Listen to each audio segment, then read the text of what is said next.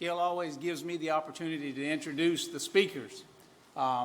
It's something that I look forward to. It's it's my opportunity to let them know that these young people are loved, these young people are appreciated. All of these people out here are glad that they're up here and they get the opportunity to come up here.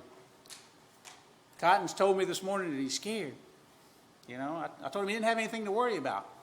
He needed to be more afraid of me introducing him to things that I would say about him rather than what he had to say to you guys. So he will be all right. And Cotton, anytime you step up here, there is a fear.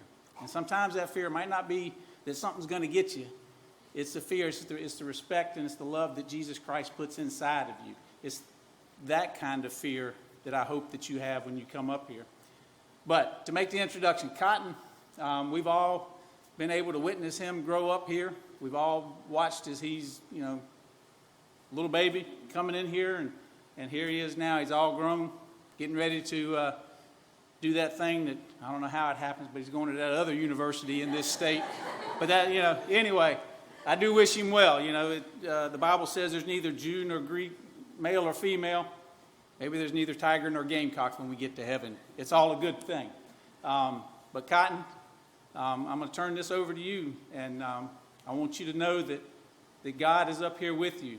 Don't worry about what these people have to say. I told you it's what God has put in your heart to tell these people out here, and just trust that those words are going to be good and that you got this. Cotton Williams.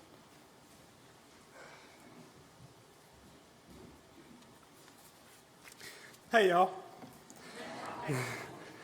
For those of you that don't know me, my name's Cotton. I'm the son of Anissa Bradshaw and Frankie Williams. My entire family's here, which includes my grandparents on both my dad and my mom's sides, Hope and John Jones on my mom's side, and Gail and Charlie Johnson on my dad's side. My stepmom, Kelly Williams, is here. My aunt and uncle, Kelly and Freddie Arwood. My sister, Carrie Neal Biggers. One of my twin brothers, Cameron, is here. The other one has some things to do. Then my girlfriend, Taylor, is here. I am 18 years young. I've been going to this church since I was a baby. My mom went to this church growing up, and that's what brought me here. After I graduate, I plan to attend Clemson University. I originally planned to major in wildlife and fisheries biology and minor in agribusiness, but I'm going to switch that around and major in agribusiness and minor in wildlife. Fear. FDR said, the only thing we have to fear is fear itself. He's absolutely right. When we turn to God first, we have nothing to fear because God will protect us and guide us to an inevitable victory. We just have to trust Him. I was scared to death while writing this sermon. I was worried that it wouldn't live up to Chris's sermons, which are always great. But I prayed and I turned to God for guidance, and He sure enough guided me. I'd be winging it right now if I hadn't asked Him for help. My fears don't amount to the fears of the disciples. When they were on that boat in the sea and that storm came up, they just knew they were in trouble.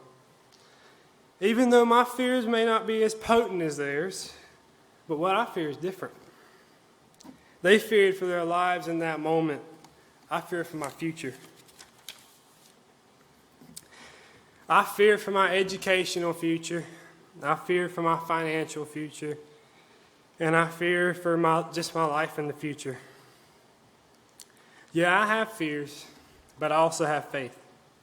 I have faith that I'll make it through Clemson. I have faith that I'll make a decent living.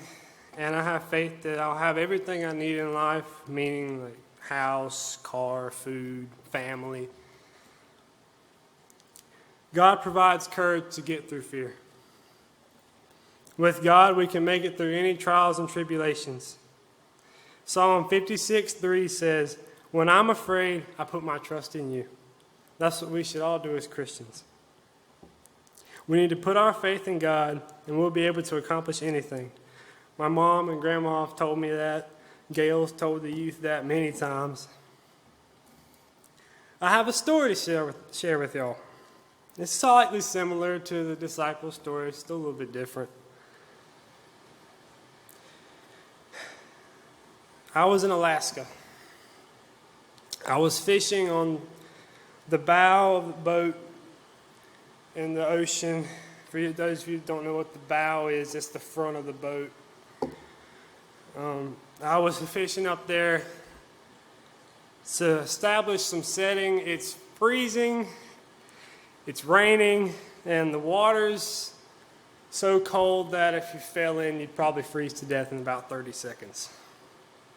Well, I hooked a huge fish when I was up at the front. And it's no easy chore to reel in a really big fish that's about the size of my truck bed from the bottom, and the bottom is 200 feet. So after about 5 minutes of constantly straining to bring this fish in, I finally got him to the top, and I was exhausted. Well, now I have to walk across this small ledge that's on the side of the boat. It's about the size of the side of this podium right here. And I have to get across that to get to the back of the boat so that the captain could cut the fish off. I get about halfway across. There's nothing really holding me up but a rail that's on the top of the boat. Well, I get about halfway, and this fish takes off. Went straight back down to the bottom at an average speed of, let's just say, really fast.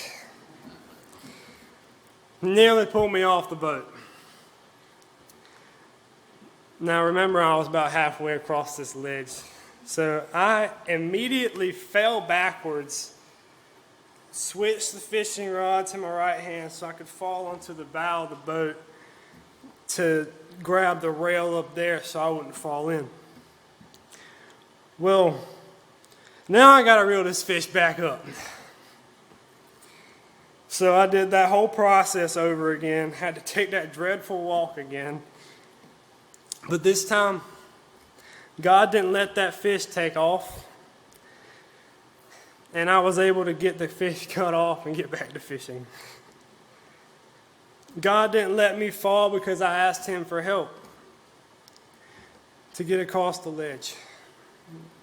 We all have those ledges in our lives that we have to cross. If we seek God for help and guidance, we can safely and successfully make it across and past any obstacle life throws at us. God calmed the storm. We, just like He did with the disciples.